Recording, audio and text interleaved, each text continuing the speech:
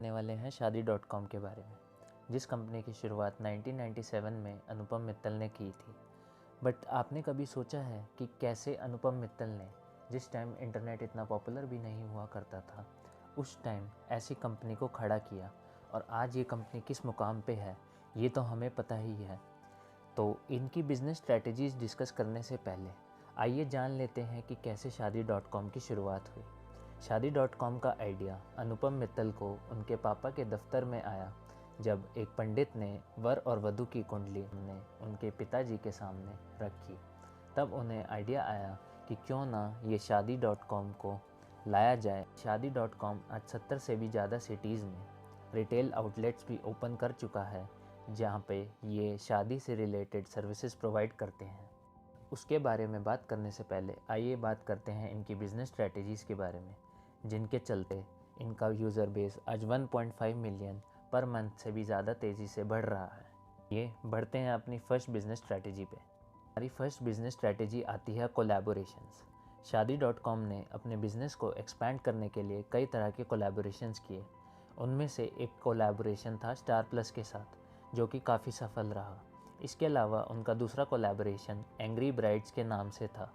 Angry brides नाम के campaign में वो लोगों को डाउरी यानी दहेज के अगेंस्ट प्रोत्साहित करते थे। इसके अलावा इस एंग्री ब्राइड्स कैंपेन में चाइल्ड मैरिज के अगेंस्ट भी बात की गई। इस कैंपेन को बहुत ज़्यादा पसंद किया गया और शादी.com को एक बहुत अच्छी रीच भी मिली। हमारी दूसरी बिज़नेस स्ट्रैटेजी आती है इमोशनल कनेक्शन। जैसा कि हम सब जानते हैं कि हम इंडियंस इमोशनल है और हमें इमोशन समझ आते हैं, तो इन्हीं इमोशंस का फ़ायदा उठाते हुए शादी.com ने 2 कैंपेन्स की शुरुआत करी, जिनका नाम था #FastForHer एंड #वो एक बात। इन दोनों कैंपेन्स ने कमाल कर दिखाया क्योंकि शादी.com को 18.7 मिलियन लोगों तक reach milli. In fact in campaigns में 20,000 पोस्ट FB पर किए और 6500 रीट्वीट्स ट्विटर पर किए गए। इस बिज़नेस स्ट्रैटेजी ने शादी.com को बहुत फ़ायदा पहुंचाया और उनके यूज़र बेस को भी बहुत अच्छा जंप देखने को मिला।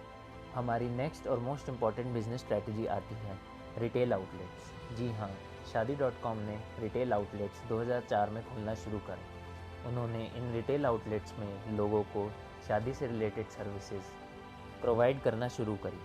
शादी.com ने 70 सिटीज़ में ना केवल अपने रिटेल आउटलेट्स खोले, बल्कि इन्होंने लोगों की डाउरी के अगेंस्ट भी हेल्प करी।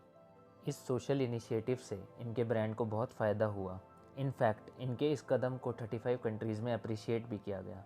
ना केवल ये, शादी.com ने शादी केयर्स के नाम से भी एक कैंपेन किया था, जिसमें इन्होंने शादी से जुड़ी समस्याओं के लिए लोगों की हेल्प करी।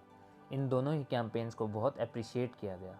बट वापस आते हैं अपनी थर्ड बिज़नेस स्ट्रैटेजी पे। जब उन्होंने रिटेल आउटलेट्स अपने खोले तो लोगों को शादी.com के बारे में और पता चला और उन्हें ट्रस्ट हुआ कि हाँ, शादी भी ऑनलाइन हो सकती है। इससे लोगों का ट्रस्ट उन पर बढ़ा और शादी.com का एक्टिव यूज़र बेस बढ़ने लगा।